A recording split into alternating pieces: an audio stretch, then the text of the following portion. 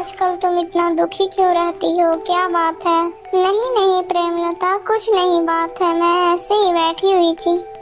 नहीं रूप, मैं तुम्हें अच्छी तरीके से जानती हूँ, जिसके होठों से कभी मुस्कान जाती नहीं थी, आजकल वही चेहरा मुरझाया हुआ रहता है। बताओ रूप, क्या बात है, मुझे बताओ।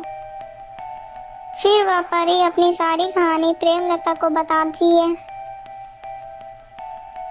अरे रूप, तुम्हें दुखी होने की कोई आवश्यकता नहीं है। मैं कल तुम्हारे साथ पृथ्वी लोक चलूंगी और प्रताप को सब कुछ सच बता दूंगी।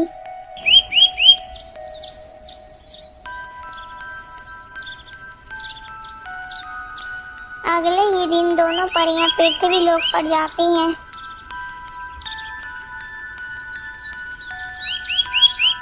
नहीं प्रेमलता, मैं प्रताप के पास नहीं जा सकती। मैं उससे प्रेम तो बहुत करती हूँ, लेकिन मैं उससे विवाह नहीं कर सकती। यदि मैंने उससे विवाह किया तो वो दुष्ट परी उसकी माता को मार डालेगी। इसलिए मैं नहीं चाहती कि प्रताप की आंखों में आंसू आए। रूपमाला की यह सारी दास्तां प्रताप छिपकर देख रहा था और उससे रहा नहीं जाता। वह तुरंत ही उन दोनों के सामने जाकर खड़ा हो जाता है। अरे रूप, तुमने मुझसे झूठ बोला कि तुम मुझे अपना मित्र मानती हो और इतनी बड़ी बात तुमने मुझसे छिपा कर रखी। यदि ऐसी कोई बात थी तो तुम्हें मुझे बताना चाहिए था ना। प्रताप, मैं तुम्हारे आंखों में आंसू नहीं देखना चाहती थी। नहीं नहीं रूप, हम दोनों मिलकर उस दुष्ट परी से लड़ेंगे। वह मुझसे तुम्हारा प्यार नहीं छीन सकती। अच्छा, तो यहाँ पर वही चल रहा है जो मैं नहीं चाहती थी। अब तुम्हारी माँ को मुझसे कोई नहीं बचा सकता। यदि तुम अपनी माँ की सलामती चाहते हो तो मुझसे विवाह अभी ही कर लो, तब तुम्हारी माँ को कुछ नहीं होगा। मैं तुम्हें 2 दिन की मोहलत देती हूँ। यदि तुमने ये 2 दिनों में मुझे नहीं बताया कि तुम क्या करना चाहते हो तो मैं तुम्हारी माँ को सच में मार दूंगी।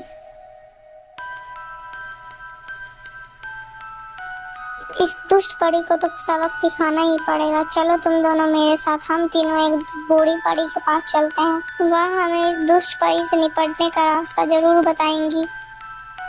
फिर वो तीनों तुरंत ही बूढ़ी परी के पास जाते हैं और जाकर बूढ़ी परी को सारी कहानी सुना देते हैं। लेकिन परी, यह तो एक इंसान है और तुम तो एक परी हो, तो तुम दोनों का विवाह कैसे हो सकता है? हे बूढ़ी परी, क्या हमें इस इंसान से विवाह करने के लिए कोई रास्ता नहीं है? एक रास्ता है, लेकिन मैं ये तुम्हें यह रास्ता बाद में बताऊंगी। पहले तुम्हें उस बूढ़ी महिला को बचाना होगा। लेकिन बूढ़ी परी, हम तो उस दुष्ट परी का मुकाबला नहीं कर सकते हैं। अब आप ही कोई उपाय बताइए। पुत्री, तुम्हारी माँ अपने अंतिम समय में एक जादुई माला गिजरन की गुफा में छुपा कर गई थी और उसका सत्य सिर्फ तुम्हारी माँ ने मुझे बताया था। मैंने कई बार उस माला को ढूंढने की कोशिश की, लेकिन वो नहीं मिला मुझे। तुम उस माला को ढूंढ कर तुम उसे अपने गले में पहन कर उस दुष्ट परी को अच्छे से मजा चखा सकती हो। ठीक है बूढ़ी परी, अब मैं चलती हूँ। हमारे पास सिर्फ कल तक का ही समय है।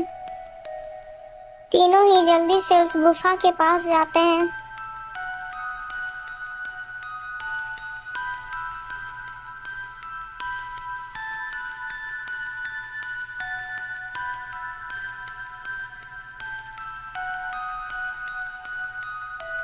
तीनों को माला ढूंढते ढूंढते काफी समय हो जाता है, लेकिन वो तीनों को माला कहीं भी नहीं मिलती है। अब क्या करें, माला तो कहीं भी नहीं मिली। अरे रूप, हमने तो पूरी गुफा देख ली, लेकिन इस पत्थर के पीछे तो देखा ही नहीं। चलो हम लोग इस पत्थर के पीछे भी देख लेते हैं। परी जैसे ही उस पत्थर को हटाती है तब उसके पीछे भी एक सुरंग होती है। अरे रूप, यहाँ पर तो एक और सुरंग है, जरूर वो माला इसी सुरंग में होगी।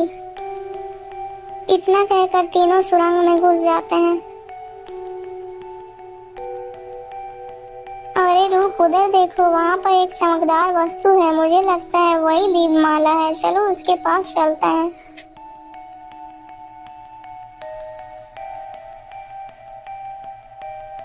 अरे यह तो वही दीपमाला है।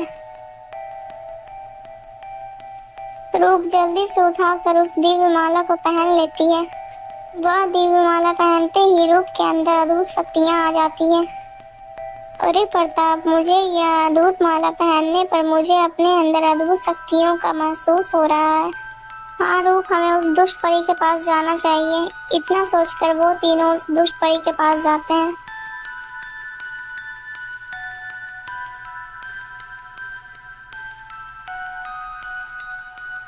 आइए आइए, बोलिए, आप लोगों ने क्या विचार किया? अपनी माँ की सलामती चाहते हो या नहीं? हम तो अपनी माँ की सलामती चाहते हैं, लेकिन मुझे लगता है कि तुझे अपनी जान की कोई फिक्र नहीं है। चल अब जल्दी से माता को आजाद कर दे, नहीं तो मैं तुम्हें मार डालूंगी। क्या बोली? तू मुझे मारेगी? तू इस दुष्ट परी को मारेगी? तेरे अंदर इतनी शक्ति कहाँ से आ गई जो वो मुझे मारने की बातें कर रही है?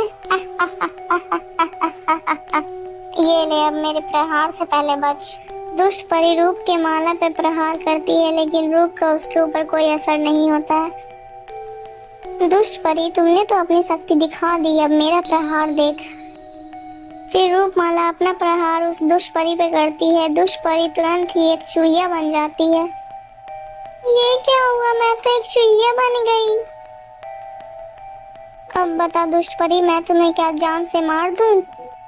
नहीं रूप, मुझे तुम जान से मत मारो। मैं अपनी शक्तियों के बल पे अंधी हो गई थी।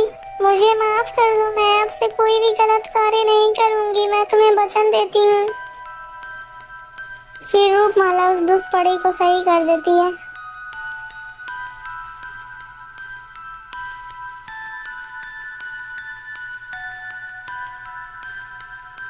पुत्री, अब तो तुम इस दुनिया की सबसे ताकतवर परी हो। अब तुम जब भी चाहोगी तब तुम एक इंसान बन जाओगी, और तुम जब भी चाहोगी तो तुम एक इंसान भी बन सकती हो। तुम इस दिव्य माला को तुम अपने गले में ही पहन कर रखना। फिर रूप अपना मंत्र पढ़कर अपने इंसान बनने की कामना करती है। फिर रूप के पंख गायब हो जाते हैं। फिर रूप का और रताब का विवाह हो जाता है और वो तीनों खुशी खुशी रहने लगते हैं, और वो तीनों फिर पृथ्वी लोक पर वापस चले जाते हैं। दोस्तों, अगर आपको ये वीडियो अच्छी लगी तो प्लीज वीडियो को लाइक करके चैनल को सब्सक्राइब कर दीजिएगा। दोस्तों